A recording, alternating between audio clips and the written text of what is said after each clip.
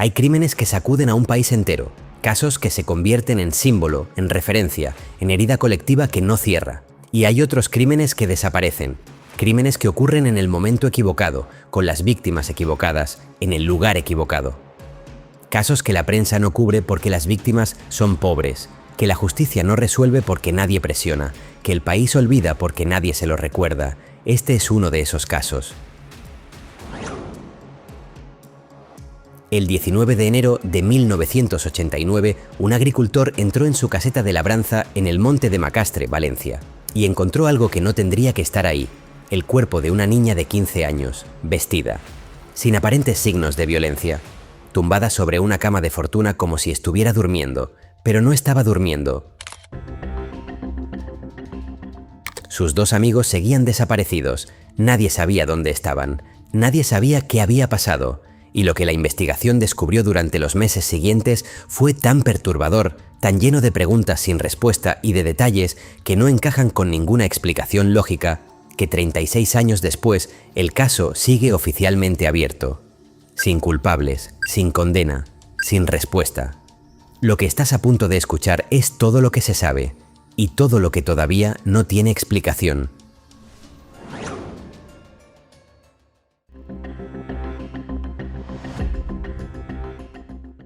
Para entender lo que pasó en Macastre en enero de 1989, primero tienes que entender dónde vivían estas tres personas.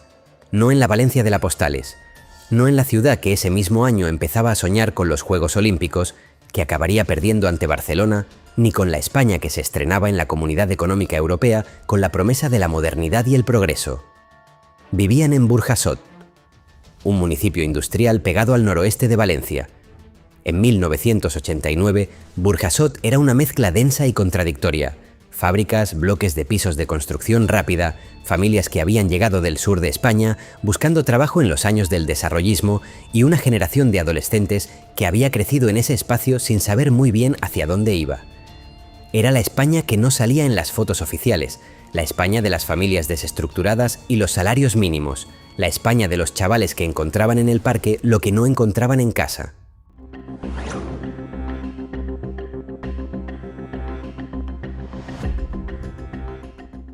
Rosario Isabel Gallete Muedra tenía 15 años, tenía novio, Francisco, y una amiga inseparable, Pilar. Vivía en un entorno familiar difícil. El día que desapareció, según contó su propio hermano Antonio a la Guardia Civil, su padre había discutido con ella porque se había llevado algunas joyas de casa. No volvió a verla. Francisco Valeriano Flores Sánchez tenía 14 años, era el más joven de los tres, novio de Rosario. Según las descripciones de quienes los conocían, los tres pasaban mucho tiempo juntos en el Parque de Camales, en el barrio de Benimamet, en Valencia. Era el punto de encuentro habitual de muchos jóvenes del entorno. Y en ese parque, como en tantos rincones de la España de finales de los 80, circulaban sustancias. Los tres consumían benzol, una sustancia industrial que se inhalaba.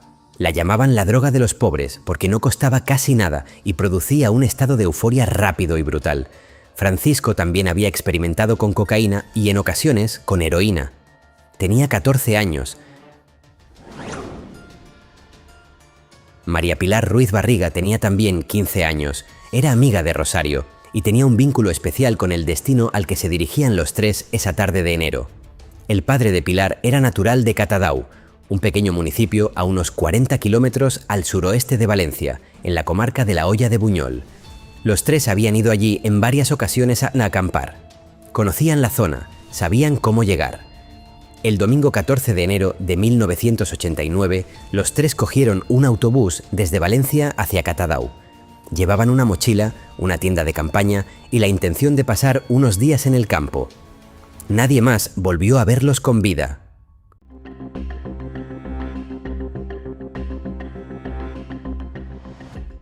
O casi nadie. Porque hay un detalle, un dato que parece menor, pero que en realidad lo cambia todo. Ese mismo día, el 14 de enero de 1989, los tres fueron vistos en un bar de Catadau. El local era conocido popularmente como El Parador o El Paso, dependiendo de a quién le preguntes. Un bar de pueblo, mesas de formica, olor a café y tabaco, la televisión encendida en algún rincón. Los tres adolescentes entraron, compraron comida. y según el testimonio de una fuente anónima que la Guardia Civil recogió en el sumario mientras Pilar conversaba con la cocinera del local, la madre del dueño, una mujer llamada Ana, Rosario estaba sentada con un hombre de mediana edad, casi 60 años, conocido en el pueblo como Miguelo, y según ese testimonio, Miguelo le había invitado a ella a un refresco. Este hombre existe, tiene nombre completo en el sumario. La Guardia Civil lo identificó, lo localizó y lo llevó a declarar. No de forma voluntaria, según los documentos, en un primer momento se negó a colaborar y tuvieron que conducirlo al juzgado. Cuando finalmente declaró, dijo que sí conocía a los adolescentes, que vivían en una casa en ruinas cerca de su domicilio durante sus visitas a la zona, pero negó categóricamente haber invitado a nada a Rosario. Negó haber estado con ella en el bar ese día. No había pruebas para contradecirle. El caso siguió adelante sin él. Pero aquí viene la primera pregunta que no tiene respuesta. Si los 3 adolescentes llegaron a Catadau, ¿cómo acabaron en Macastre?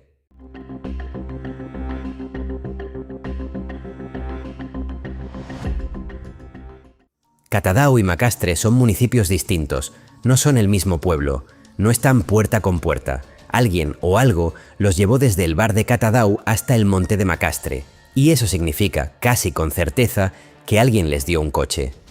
¿Quién llevó en coche a 3 adolescentes desde Catadau hasta el monte de Macastre la noche del 14 de enero de 1989? Esa es la pregunta que nadie ha podido responder en 36 años. 19 de enero de 1989. La caseta del Mestre.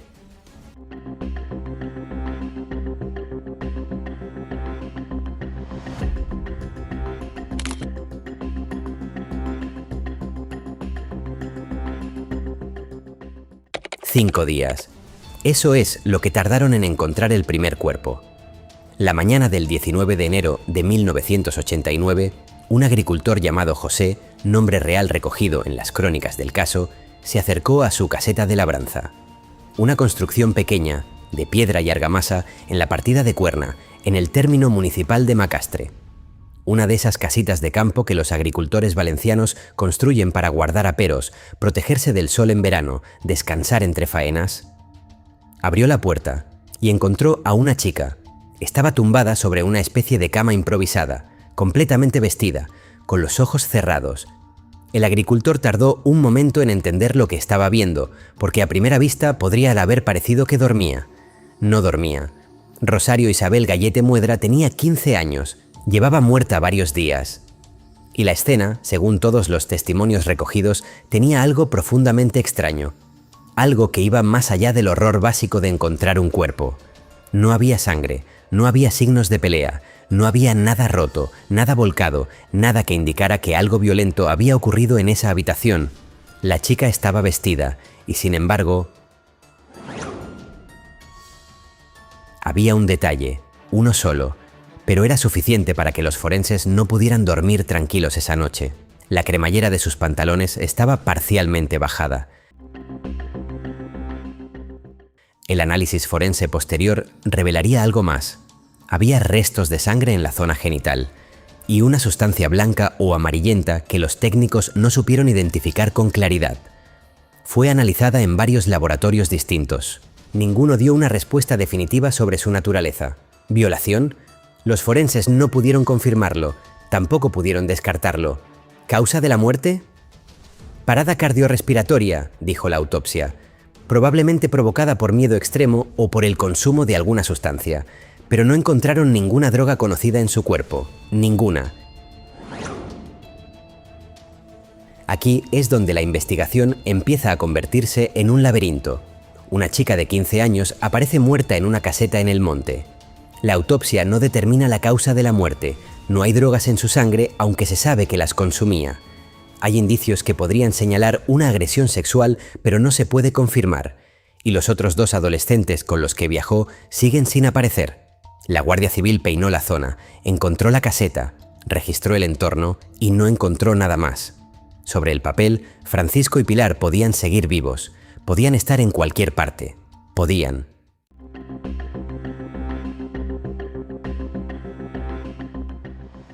Ocho días después del hallazgo del cuerpo de Rosario, El 27 de enero de 1989, una mujer que pasaba por la calle Alcácer, en Valencia capital, vio algo en un contenedor de basura, algo que no debería estar ahí, algo que al principio no quiso creer que era lo que parecía, un pie humano, amputado, seccionado con una precisión que no era accidental, no era el resultado de un accidente, era un corte limpio, ejecutado con una herramienta específica.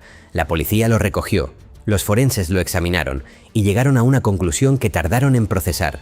Ese pie pertenecía a una adolescente y el corte había sido realizado con una sierra mecánica. Cuando cotejaron las características con las de la tercera desaparecida, María Pilar Ruiz Barriga, la coincidencia fue total. El pie era de Pilar, pero el resto de su cuerpo no aparecía por ningún lado. Dejad que eso aterrice un momento. Estamos en enero de 1989. Han pasado 13 días desde que los 3 adolescentes subieron a un autobús en Valencia. Uno de ellos está muerto en una caseta de labranza en el monte, con causas de muerte que la medicina forense no puede explicar. Y ahora el pie de otra aparece en un contenedor de basura en la ciudad, a decenas de kilómetros del lugar donde se perdió su rastro. El pie había sido trasladado. Alguien lo había llevado desde donde fuera que Pilar había sido atacada hasta esa calle de Valencia. Alguien había subido a un coche con ese pie y lo había depositado en un contenedor. Eso requiere planificación. Eso requiere frialdad. Eso no es el resultado de un accidente ni de un crimen pasional, eso es otra cosa. ¿Dónde estaba el resto del cuerpo de Pilar? ¿Y dónde estaba Francisco? La investigación estaba a punto de descubrir que las respuestas eran aún más perturbadoras que las preguntas.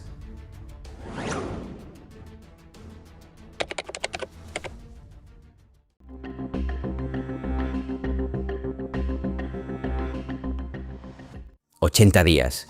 Durante 80 días después del hallazgo de Rosario, Francisco Valeriano Flores Sánchez, de 14 años, estuvo desaparecido. La Guardia Civil había registrado la zona, habían recorrido el monte, habían buscado y no lo habían encontrado. El 8 de abril de 1989, un hombre que recorría un terraplén en las afueras de Macastre buscando espárragos silvestres, uno de esos rituales de primavera tan habituales en los pueblos valencianos, se detuvo en un punto del terreno. Había algo debajo de unas ramas secas. Ramas que alguien había colocado ahí. No era vegetación natural, era un camuflaje, torpe quizás, suficiente para haber engañado a los agentes que peinaron la zona meses antes. Debajo de esas ramas, sobre un plástico grueso extendido en el suelo, estaba el cuerpo de Francisco, en avanzado estado de descomposición. 80 días es mucho tiempo. Lo que los forenses pudieron determinar fue limitado. El estado del cuerpo hacía imposible un análisis completo. No había signos externos claros de violencia, pero había algo junto a él que los investigadores no esperaban encontrar. Una vela, cilíndrica, similar, muy similar, a otra vela que ya había aparecido en la caseta donde se encontró el cuerpo de Rosario. 2 cuerpos, 2 localizaciones distintas, pero separadas solo por 400 metros, y una vela en cada escenario. Los investigadores no supieron qué hacer con ese detalle. ¿Era una coincidencia? ¿Una firma? ¿Un elemento ritual? ¿O simplemente algo que los propios adolescentes habían llevado consigo para iluminarse en la oscuridad del monte? Nadie lo sabe. Lo que sí sabían era esto. Francisco había sido cubierto con ramas. Alguien lo había tapado. El plástico sobre el que yacía no estaba ahí de forma natural. Alguien había preparado ese lugar. Y aquí viene el dato que más incomoda a quienes han estudiado el caso en profundidad. Cuando se encontró el cuerpo de Rosario en enero, la Guardia Civil había peinado los alrededores. 400 metros, eso no es mucho, es una distancia que un agente puede recorrer en 5 minutos. ¿Cómo es posible que no encontraran el cuerpo de Francisco en ese primer registro? Hay 2 explicaciones. La primera, el cuerpo fue llevado ahí después de la primera búsqueda. Que alguien lo depositó en ese terraplén después de que la Guardia Civil terminara de registrar la zona. La segunda, los agentes registraron mal, no fueron suficientemente exhaustivos. Ninguna de las 2 explicaciones es tranquilizadora, lo que la autopsia no pudo decir.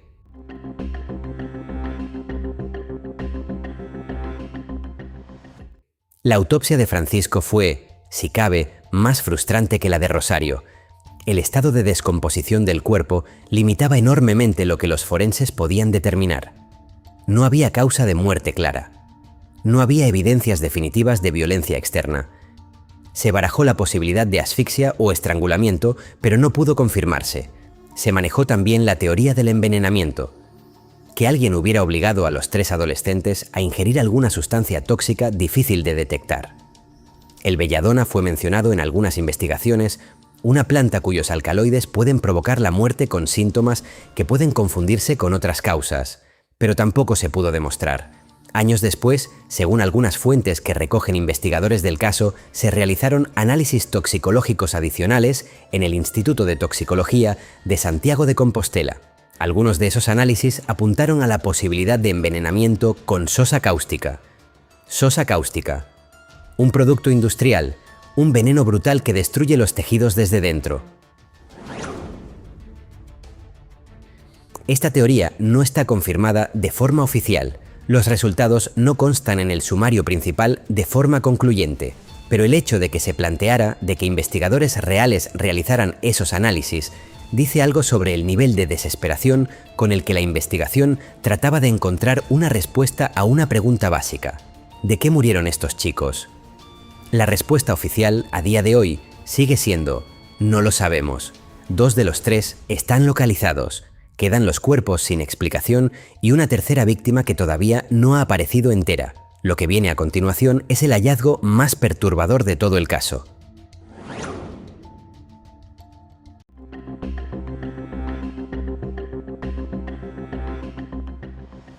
El 24 de mayo de 1989, 4 meses y 10 días después de la desaparición de los 3 adolescentes, 4 niños que jugaban cerca de un canal de riego en el término municipal de Turís, a 9 kilómetros de Macastre, hicieron un descubrimiento que los marcaría para el resto de su vida. En el interior del canal, en avanzado estado de descomposición, estaba el cuerpo de María Pilar Ruiz Barriga, o lo que quedaba de él. Pilar tenía 15 años cuando murió, y lo que los forenses encontraron en ese canal de riego de Turís confirma, sin ningún atisbo de duda, que lo que le pasó a ella fue diferente a lo que les pasó a sus amigos.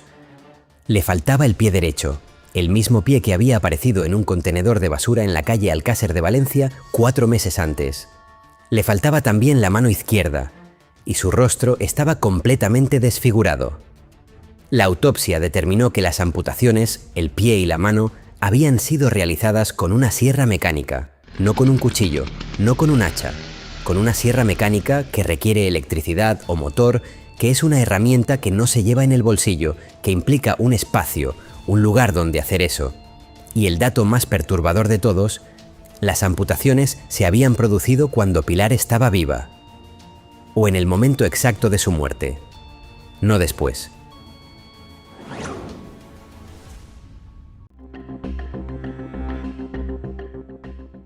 Junto al cuerpo se encontró una funda de machete de color oscuro, vacía. El machete, si existió, no estaba.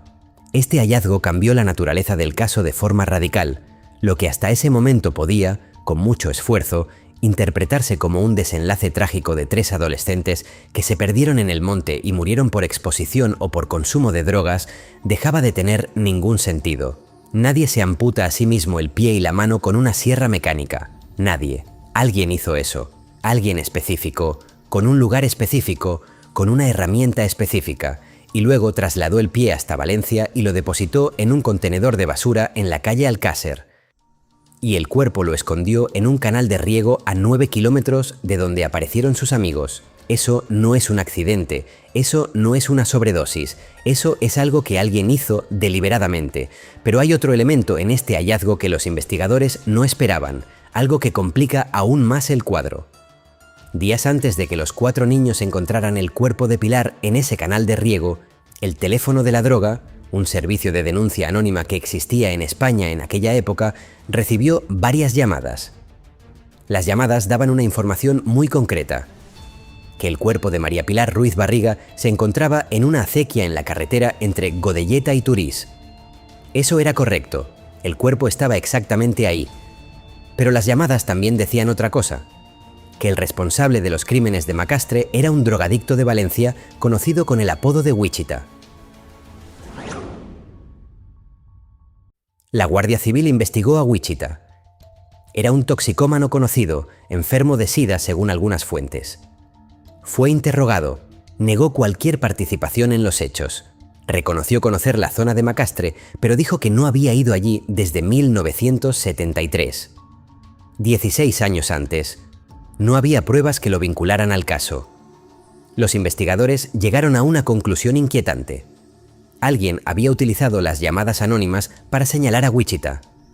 Alguien que sabía exactamente dónde estaba el cuerpo de Pilar. Alguien que conocía los detalles del crimen. Alguien que tenía acceso a esa información porque había estado ahí. Y ese alguien estaba intentando que la policía mirara hacia otro lado. El caso fue archivado poco después. La investigación no encontró pruebas suficientes para acusar a nadie. Wichita quedó descartado. Miguelo, el jornalero del bar, quedó descartado. Y el expediente fue a dormir en algún cajón de algún archivo. Pero la historia no terminó ahí. Porque 3 años después, en 1992, a solo kilómetros de distancia, ocurrió algo que haría que el mundo entero volviera a mirar hacia Valencia. Y que haría que algunos investigadores se preguntaran si el caso Macastre y ese nuevo crimen tenían algo que ver.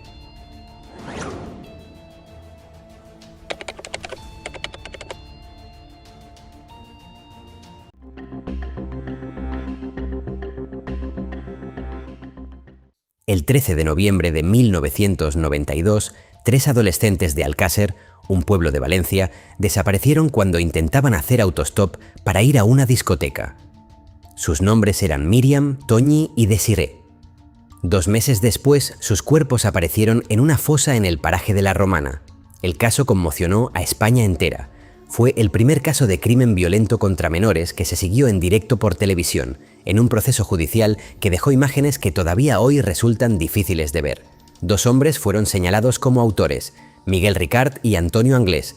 Ricart fue condenado. Anglés huyó y nunca fue capturado, y cuando los periodistas empezaron a investigar los detalles del caso Alcácer, algo llamó su atención. El bar. El bar donde Miguel Ricart compró bocadillos para alimentar a las 3 chicas mientras las tenía secuestradas. El bar donde Ricart entró esa noche de noviembre de 1992 con absoluta normalidad. Era el mismo bar, el mismo local de Catadau, el mismo donde 3 años antes, el 14 de enero de 1989, se había visto por última vez con vida a Rosario, a Francisco y a Pilar. Puede ser una coincidencia. Es un bar de carretera en una zona de monte, y en esa zona no hay muchos bares. La coincidencia geográfica tiene una explicación lógica. Pero luego están los números, los que resultan más difíciles de atribuir simplemente al azar. El 27 de enero de 1989 se encontró el pie de Pilar Ruiz en la calle Alcácer de Valencia, la calle Alcácer, con el nombre del pueblo donde ocurrirían los crímenes 3 años después. El 27 de enero de 1993, exactamente 4 años después, se descubrieron los cuerpos de Míriam, Toñi y Desiré en La Romana.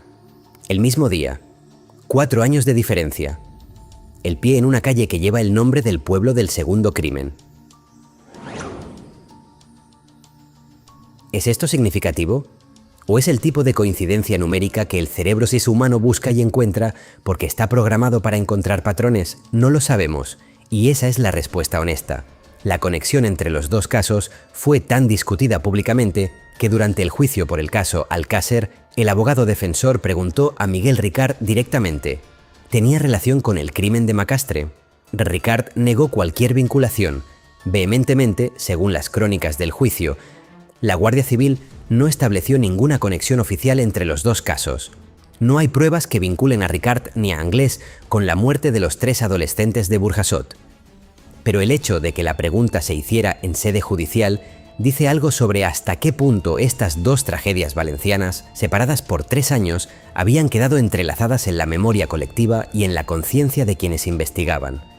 Lo que sí es un hecho documentado es que el caso Macastre recibió, en 1989, una atención mediática mínima. Las 3 víctimas eran adolescentes de familias humildes, consumidores de drogas de un barrio periférico de Valencia, Eso, en la España de 1989, significaba que su desaparición y su muerte no generaron la indignación ni la presión pública que hubiera generado en otros casos. No había nadie con recursos para contratar abogados. No había nadie con contactos para presionar a los medios. No había nadie con la energía y el tiempo para mantener el caso vivo frente a una administración que prefería cerrarlo. Y el caso se cerró.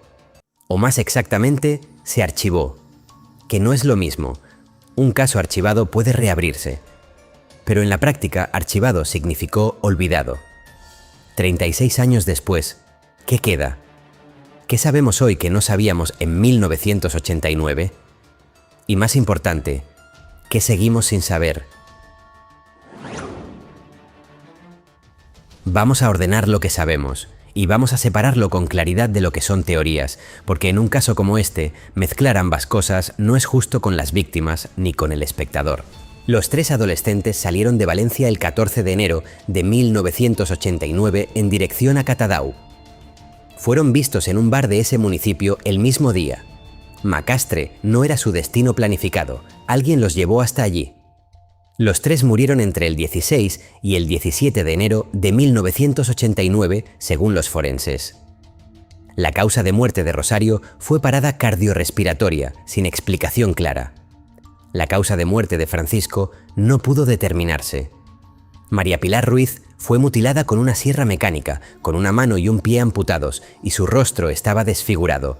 Las amputaciones se produjeron cuando estaba viva o en el momento de su muerte. Alguien llamó al teléfono de la droga para señalar dónde estaba el cuerpo de Pilar e intentar incriminar a Wichita. El caso fue archivado sin que nadie fuera condenado. Teoría 1. Los 3 adolescentes fueron envenenados. Esta hipótesis, que menciona la sosa cáustica como posible agente, ha sido recogida por algunos investigadores del caso, pero no consta de forma concluyente en el sumario oficial. Teoría 2. Fue un crimen relacionado con el mundo de las drogas. El hecho de que los 3 consumieran drogas y que Wichita fuera señalado como sospechoso apunta en esta dirección, pero no hay ninguna prueba que lo confirme. Teoría 3. Existe una conexión con el caso Alcácer.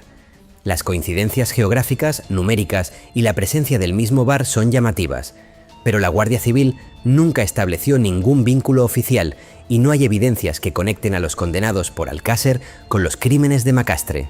Teoría 4.